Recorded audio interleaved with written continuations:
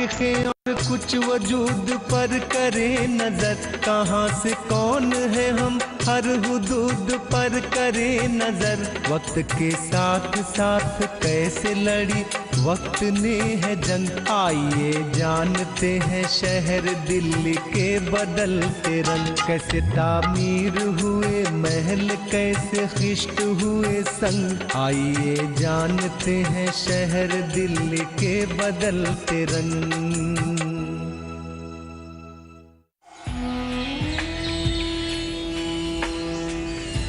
अगर archaeological survey of India के जरिए हुए सर्वे की बुनियाद पर हम दिल्ली का नक्शा बनाएं, तो ये एक गोल रंग की नजर आएगी।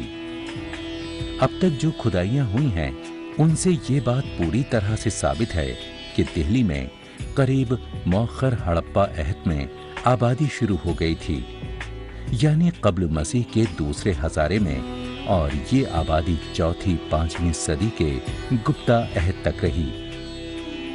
लगभग 324 कब्ले मसीह से लेकर 187 कब्ले मसीह तक भारतीय तारीख में पहली बार सल्तनत की तरक्की देखने को मिलती है, जिसे मौर्य सल्तनत कहा जाता था। इसकी सबसे बड़ी खुसूसियत ये है कि यहाँ हमें न सिर्फ सियासी अमल परवान चढ़ता देखने को मिलता है, बल्कि साथ ही इंतजामी निजाम की तरक्की और सकाफती तरक्की इस सल्तनत को एक अच्छी सूरत देते हैं। 200 से लेकर 300 ईस्वी तक न सिर्फ छोटी और बड़ी रियासतों की तरक्की हुई, लेकिन 300 ईस्वी में गुप्त सल्तनत की तरक्की के साथ ही भारत की कदीम तारीख में एक नए बाब की शुरुआत हमें देखने को मिलती है। गुप्त हुक्मरानों ने न सिर्फ एक बड़े इलाके पर अपनी हुकूमत की, बल्कि इसी दौर में समाज में नए तबकों की तरक्की देखने को मिलती है, और मजहब के मैदान में नए फिरकों की तरक्की भी इसी दौर में हुई थी। 6ठी सदी के साथ ही कदीम भारतीय तारीख खत्म मानी जाती है और साबिक कुरूने वुस्ता भारत की शुरुआत होती है। बहुत से तहकीककारों ने हड़प्पा तहजीब के खत्म होने के पीछे अपनी अपनी अलग वजूहात बयान की है। ज्यादातर जदीद तहकीककारों की ये एक राय है कि हड़प्पा की तबाही के पीछे कुदरती आफात या फिर इंसान के जरिए बनाई गई मुमकिन तबाहियां रही होंगी। इस फिक्र की हिमायत करने वालों में से एक डॉक्टर सूर्य प्रकाश हैं, जो जवाहरलाल नेहरू यूनिवर्सिटी से हैं। वो कहते हैं, हड़प्पा तहजीब के खात्मे की खास वजह मौसम में तब्दीली को बताया जाता है, जो कि टेक्टोनिक प्लेट्स की हरकत से जबरदस्त जलजले की सूरत में सामने आया होगा। इन जलजलों से कुछ मामलात में दरिया खुश्क हो गए होंगे और कुछ मामलात में अपने धारे से अलग बहने लगे होंगे, जिससे जानदारों पर बेइंतहा दबाव पड़ा होगा, जिससे इन शहरों में आम जिंदगी मफलूज हो गई होगी। दूसरी वजूहात जैसे कि जंग और अंदरूनी खलफिशार वो दीगर इजाफी वजूहात रही होंगी, जिससे ये सिलसिला तेजतर होता गया होगा। इन हालात ने लोगों को जगह बदलने पर मजबूर किया होगा और कुछ जिंदगी गुजारने के लिए मुनासिब मकामात की खोज में दिल्ली की तरफ आ गए होंगे।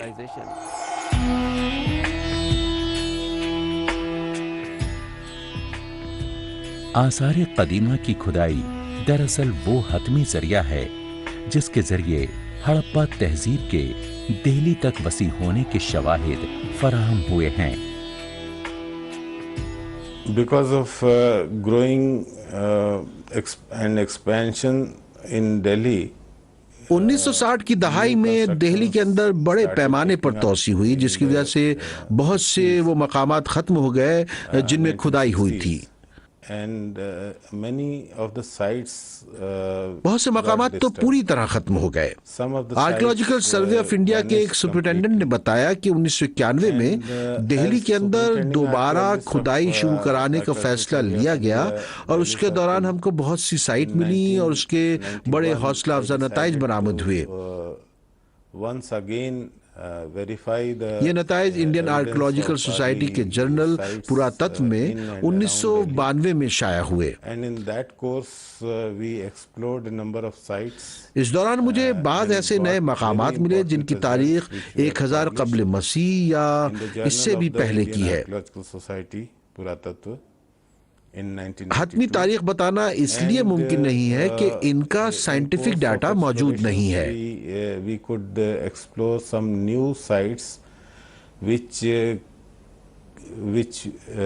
dates back to around 1000 BC or so, and or even earlier, because the scientific dates of such sites are not available. जदीद दरियाफ्तों से मुहक्किकीन को दिल्ली की तारीख के मजीद गुमशुदा कड़ियां मिलाने में मदद मिलेगी कि ये शहर किस तरह जदीद हिंदुस्तान की राजधानी बना। नाचोली गांव हरियाणा के फरीदाबाद में वाक़े है। दिल्ली से चंद किलोमीटर दूर है और जरा बुलंदी पर है। बुलंदी पर वाक़े ये जरखेज मिट्टी का इलाका हड़प्पा के अहद में जंगलाती जिंदगी और जंगली जानवरों से भरपूर रहा होगा।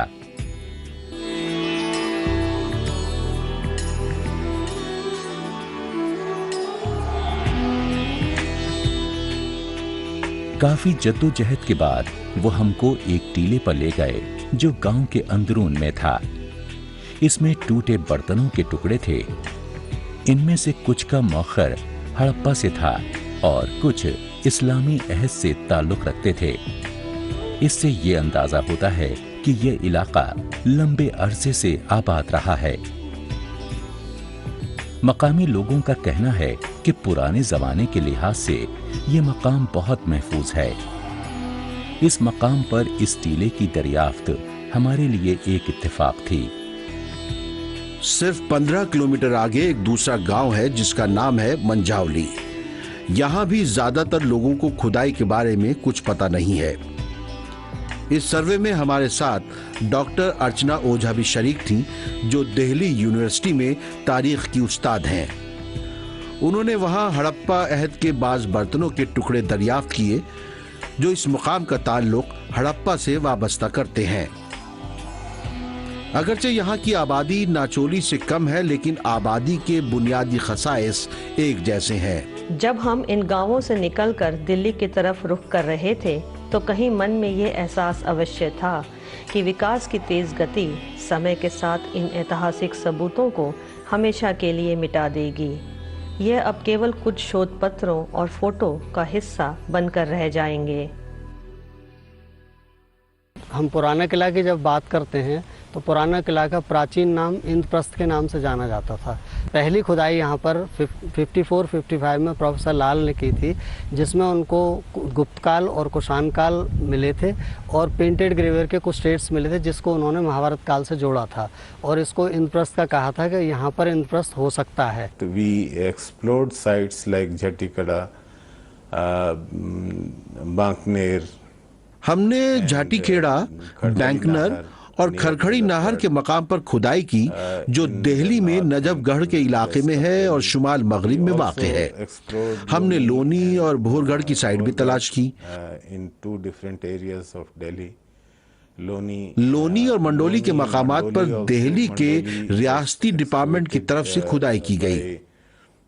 मंडोली और भोरगढ़ का ताल्लुक मुअख्खर हड़प्पा तहजीब से है, जहां मुनक्कश गिरे मिट्टी के बर्तन मिले हैं जिनका ताल्लुक 2000 कब्ल मसीह से है, जो इस बात का सबूत है कि दिल्ली की कदीम तारीख बहुत से आसार की हामिल है। That suggests that the proto-history of Delhi is quite rich in its content. Delhi के अंदर आर्कियोलॉजिकल के माहिरीन ने मंडोली को दरियाफ्त किया है, जो मशरकी दिल्ली की नंद नगरी में वाक़ है, और भोरगढ़ मौजूदा नरेला में शिमाली दिल्ली में वाक़ है। खरखरी नाहर मौजूदा नजफगढ़ में मगरबी दिल्ली में, जहां दरियाफ्त शुदा ज्यादातर बर्तन चाक के बने हुए हैं। इनकी मोटाई दरमियानी है और इन पर लाल रंग के पेंट मौजूद हैं। बर्तनों की ज्यादा तरक्की याफ्ता इक़साम जैसे बीकर, जिसमें सुराख वाले जार, मुकम्मल तौर पर खत्म हो चुके हैं। कार्बन डेटिंग के जरिए मौखर हड़प्पा का जमाना 1000 से 2000 कब्ल मसीह तय किया गया है। 1987 से 1989 के दरमियान खुदाई से इस इलाके में 2000 कब्ल मसीह से 5 कब्ल मसीह तक मुसलसल आबादी का सुराग मिलता है। मंडोली का ताल्लुक मुअख्खिर हड़प्पा से है। दीगर मकामात की तरह ये मकाम भी काबिल लिहाज बुलंदी पर वाक़ है। आर्कियोलॉजिकल सर्वे से अंदाजा होता है कि मकानात की सतह चिकनी मिट्टी की बनी होती थी और छत की सपोर्ट के लिए शहतीर लगाए जाते थे। बरज़ोम में भी हमको यही अंदाज देखने को मिलता है, जहां मैनहर वाज़े तौर पर खड़े दिखाई देते हैं। पोस्ट सुराख ये भी बताते हैं कि बाली और लिपाई का भी रिवाज था। ये तरीका इससे कब्ल न्यूथलिक कौमों में दुनिया के मुख्तलिफ गोशों में पाया जाता था। ये तरीका वस्ती यूरोप के लीनियर पॉटरी और रोज़ेन कल्चर में भी राइज था। जले हुए टेराकोटा के निशानात और राख की मौजूदगी और चाक के बने हुए बर्तन खाना बनाने का सबूत है। बहुत से नालों की मौजूदगी इस बात का भी सबूत है कि मंडोली किसी सैलाब वगैरह के नतीजे में गैर आबाद हुई होगी। बहुत से बर्तन एक लंबे अरसे तक 30-35 सेंटीमीटर पानी में दबे रहे। ये भी सैलाब का वाज़े सबूत है। और ये कि ये इलाका काफी अरसे तक गैर आबाद रहा। इस वक्त इस जगह एक कब्रिस्तान है। भूरगढ़ में मौखिर हड़प्पा की साइट 3 टीले हैं। इनमें सबसे पहले 1973-74 में खुदाई हुई थी। फिर 1992-94 में खुदाई हुई। यह खुदाई मशहूर आर्कियोलॉजिस्ट BSR बाबू ने की थी। इससे अंदाजा होता है कि मौखर हड़प्पा अहद में ये इलाका आबाद था। लाल मिट्टी के बर्तन इसका वाज़े सबूत हैं। ये इलाका दूसरे हज़ारे कब्ल मसीह से लेकर अहद वुस्ता तक यानी 16वीं और 17वीं सदी ईसवी तक आबाद था। इन तमाम शवाहिद को अगर यकजा किया जाए तो ये साबित होगा कि ये साइट अपने अहद में बहुत बड़ी रही होगी। किसी जमाने में जमुना इसके पास से गुजरती थी। आर्कियोलॉजिस्ट ने इस इलाके में जो कब्रें दरियाफ्त की हैं, उन कब्रों में मौखर हड़प्पा के बर्तन मिले हैं, जो इस बात का सबूत है कि वो लोग मरने के बाद की जिंदगी में यकीन रखते थे। दिल्ली के करीब तरीन इलाके में ये वाहिद मकाम है जिसमें कुछ हक़ाइक़ मौजूद हैं, और अगर मजीद खुदाई की जाए तो मजीद हक़ाइक़ के जाहिर होने का इम्कान है। We knew from excavations of 1957-58 which were conducted at Purana Kila. इन खुदाइयों से इसकी भी तस्दीक होती है जो इससे पहले बीबी लाल ने पुराना किले की खुदाई में दरियाफ्त की थी कि यहाँ मुनक्कश गिरे मिट्टी के बर्तन मिले हैं। अगरचे इनके मिलने का अंदाज तनासुब में नहीं है, जबकि सलीमगढ़ के किले में वो दुरुस्त तनासुब में मिलती हैं। इसका तस्करा महाभारत और पातंजलि के महाभाष्य में भी है। Patanjali's Mahabhashya, we have the evidence of हमको एक नाम बोधि निगम भी मिलता है और आज तक जमुना के किनारे एक जगह निगम बोध घाट के नाम से है। बोधि निगम। इस तरह हम ऐसी बहुत सी साइट तलाश कर सकते हैं जो शहर के मुख्तलिफ इलाकों में मौजूद रही हैं। Nigam Bodh, which is along with the river Yamuna. अगर हम पूरे इलाके का मुताला करें तो अंदाजा होगा कि आबाद होने के लिए ये बेहतरीन जगह जो बुलंदी पर वाक़े है, पास में नदी बहती है, बहुत ज़रखेज़ है और तारीख के किसी मोड़ पर यहाँ ज़बरदस्त जंगलाती जिंदगी और जंगली जानवर भी रहे होंगे, जिनकी वजह से ग़िज़ाई ज़रूरियात पूरी हो जाती होंगी। इस मकाम पर प्रिंटेड ग्रेवियर यानी प्रिंट किए हुए ग्रे बर्तन और ब्लैक स्लिपवेयर और काले और लाल बर्तनों की मौजूदगी इस बात की दलील है। डॉक्टर मनी का बयान है कि काले पॉलिश किए हुए बर्तनों की मौजूदगी इस बात की अलामत है कि ये इलाका कम से कम दूसरे हज़ारे क़ब्ल मसीह में आबाद था और बाद में कुशान अहद के तांबे के सिक्के और उस अहद की मूर्तियों की दरियाफ्त ने इस बात को और मजबूत कर दिया कि ये इलाका बाद तक आबाद रहा। पुराना किला खुदाई 2013-14 से प्राप्त कुशान काल के पकी मिट्टी के बर्तन हैं, जिसे हम पीरियड वाइज बोल सकते हैं 0 से 200 AD, आज से 2000 वर्ष पूर्व के मिट्टी के बर्तन, जिसमें 3 मिट्टी के बर्तन खास तौर से ये स्प्रिंकलर कहलाता है, जो एक इसकी खास मतलब कुशान काल में ही मिलता है। ये इंक पॉट टाइप्ड लिड है, जिसके अंदर एक छोटा मिनिएचर पॉट के बीच वाले हिस्से में इनबिल्ट किया गया है। ऐसे ही ये इनकर्व्ड रिम बाउल्स हैं, जो कि इस पीरियड की खासियत होती है। और यहाँ आप देख रहे हैं त्रिरत्न सिंबल, ये मटके का शोल्डर पार्ट है जो जिसके ऊपर त्रिरत्न सिंबल 2 बनाए गए हैं, और एक रोप डिजाइन है जिसे एप्लिक डिजाइन कहते हैं, जो रस्सी की तरह बनाई गई, जो फिंगर से इम्प्रेस कर करके इसको बनाया गया है। और ये 2 जो हैं मिट्टी के मिनिएचर पॉट हैं, जो बच्चों के खेलने में प्रयोग होता होगा, अथवा जैसे सुबह प्रातः काल में हमारे यहाँ पूजा में जल चढ़ाया जाता है, दूध चढ़ाया जाता है, तो इन छोटे बर्तनों में संभवतः हो सकता है दूध चढ़ाया गया हो। तो इससे ऐसा भी हो सकता है कि उन लोगों ने दूध वगैरह चढ़ाया हो, तो रिचुअल पर्पज से भी प्रयोग किए गए हों। पोस्ट होल की मौजूदगी वर्टल टॉप, जिसे लीपने पोतने की तकनीक कहा जाता है, जैसा कि भोरगढ़ में देखने को मिलती है। वाटल और लीपने का इस्तेमाल मकान बनाने में तकरीबन 6000 साल से किया जा रहा है। हमने अपनी तहकीकात का रुख सलीमगढ़ की तरफ भी किया, क्योंकि वो भी बहुत अहम साइट है। इसमें भी इस बात के सबूत मौजूद हैं जिनसे ये साबित होता है कि इब्तदाई ज़माने तारीख में लोग यहाँ आबाद थे।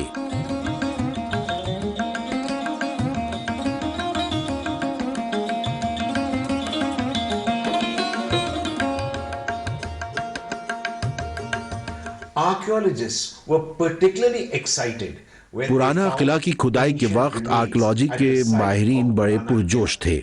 बुरजोन, भोरगढ़, राखीगढ़ी और दूसरी पुरानी साइट्स की तरह पुराना किला भी बुलंदी पर वाक़े है, जहां से दरअंदाजी करने वालों की निगरानी की जा सकती है, खतरे का मुकाबला किया जा सकता है और सैलाब वगैरह के खतरे से महफूज रहा जा सकता है। चूँकि बरसात के मौसम में जमुना खतरनाक हो जाती है, यहाँ ऐसे भी सबूत मौजूद हैं कि इस इलाके का ताल्लुक महाभारत के अहद से भी है। महाभारत में इंद्रप्रस्थ का जिक्र है, जो बज़ाहिर मौजूदा दिल्ली का ही इलाका है। लेकिन मौरखीन ये मानते हैं कि इसके दलाइल बहुत सतही और बिखरे हुए हैं। अलबत्ता 14वीं सदी के एक मौरख शम्स सिराज अफीफ ने तारीखी फिरोज शाही में इसका तस्करा किया है कि इस परगने का मरकज इंदरपत था। अहद अकबरी के अजीम मौरख अबुल फजल, जिन्होंने आईने अकबरी लिखी, उन्होंने भी लिखा है कि दिल्ली पुराने जमाने में एक अजीम शहर था और इसका नाम इंदरपत था। इस मकाम पर बिखरे हुए वाक़यात की बुनियाद पर मशहूर आर्कियोलॉजिस्ट प्रोफेसर बीबी लाल ने यह ख्याल जाहिर किया है कि इंद्रप्रस्थ, जिसको इंदरपत भी कहा जाता है और जो एक मशहूर आर्यन देवता के जरिए बसाया गया, इसकी आबादी कभी भी चंद सौ से ज्यादा नहीं रही होगी। इस तरह हमको दिल्ली के कदीम तरीन नाम और इसकी आबादी के बारे में पहली बार इशारा मिलता है। अबुल फजल ने लिखा है कि हुमायूं ने इंद्रपत के मकाम पर अपना किला बसाया और इसका नाम दीपनाह रखा। जो हमारा ग्रेट एपिक महाभारत है, उसके अंदर इसका जो पांडवों ने कौरवों से 5 गांव मांगे थे, उसमें इंद्रप्रस्थ एक कैपिटल सिटी था और उसी आधार के हिसाब पर हम लोगों ने यहाँ खुदाई चालू की है। और खुदाई के हिसाब से अगर हम कहें तो यहाँ सबसे प्राचीन अभी तक हमको मौर्य काल के अवशेष मिल चुके हैं। और उसी के आधार को दोबारा खोजने के लिए 6973 में फिर दोबारा भारतीय पुरातत्व सर्वेक्षण ने एक्सपेडिशन किया, जिसमें उन्होंने मौर्य काल से लेकर और मुगल काल तक के 8 पीरियड को फिक्स किया। और सबसे बड़ी चीज़ ये है कि यहाँ मौर्य काल से मुगल काल तक बिना किसी ब्रेक के पूरा एविडेंस मिलता है आदमी के रहने का। लेकिन इस मकाम पर मौर्रखीन और आर्कियोलॉजी के माहिरीन में इख्तलाफ राय है। मौर्रखीन का कहना है कि यहाँ एक अनाज का दाना नहीं मिला और न यहाँ मुस्तकिल बर्तन मौजूद हैं। इनसे साबित होता है कि यहाँ कभी भी मुस्तकिल आबादी नहीं रही। मौर्रखीन ये भी कहते हैं कि किसी साबित बर्तन की अदम मौजूदगी या किसी बर्तन के बड़े टुकड़े की अदम मौजूदगी भी इस बात का सबूत है कि यहाँ कभी मुस्तकिल आबादी नहीं रही। ज्यादा काबिले एतमाद बात यह है कि यहाँ जो बर्तनों के टुकड़े मिले हैं वो गुजरने वालों और मुसाफिरों के ही हैं। अक्सर बर्तनों के आसार से ये भी अंदाजा होता है कि 6ठी सदी ईस्वी में लोहे का भी इस्तेमाल होता था, जिसकी वजह से इस इलाके में शहरी आबादी का फरोग हुआ। ताहम 6ठी सदी कब्ल मसीह में महावीर जैन के जरिए जैन मजहब के फरोग के बाद यहाँ काफी तरक्की हुई। इसके फौरन बाद लुम्बनी में महात्मा बुद्ध के जन्म के बाद बुद्ध मजहब का फरोग हुआ। इसके मशरकी एशिया और हिंदुस्तान पर वाज़े फलसफियानी और समाजी और सकाफती असरात मुरत्तब हुए। 6ठी सदी कब्ल मसीह हिंदुस्तान में फलसफियाना फिक्र और जैन मजहब और बुद्ध मजहब के फरोग की सदी है। इस अहद में दिल्ली मगध हुकूमत का हिस्सा थी। इसी अहद में हिंदुस्तान के अंदर सिकंदर आजम का हमला हुआ, जिसका जमाना 325 से 327 कब्ल मसीह है। सिकंदर ने मुख्तलिफ रियासतों में अपने फौजी छोड़े, जिसके दूररस सियासी और सकाफती असरात मुरत्तब हुए। हिंदुस्तान की दौलत और यहाँ सोने की मौजूदगी से मुतालिक तवील कहानियों से मुतासिर होकर 515 कब्ल मसीह में दारियुस अव्वल ने यहाँ कई हमले किए और कुछ इलाकों पर कब्जा भी कर लिया। लेकिन ये सिकंदर का हमला था, जिसकी वजह से दूसरे हमलावरों के लिए रास्ता खुला। सिकंदर के मौरखीन ने रास्ते का दुरुस्त बयान किया है और हिंदुस्तान के शहरों और यहाँ की दौलत के बारे में तफसीलात दी हैं, जिन्होंने और बहुत से लोगों को हिंदुस्तान पर हमला करने की तरफ माइल किया।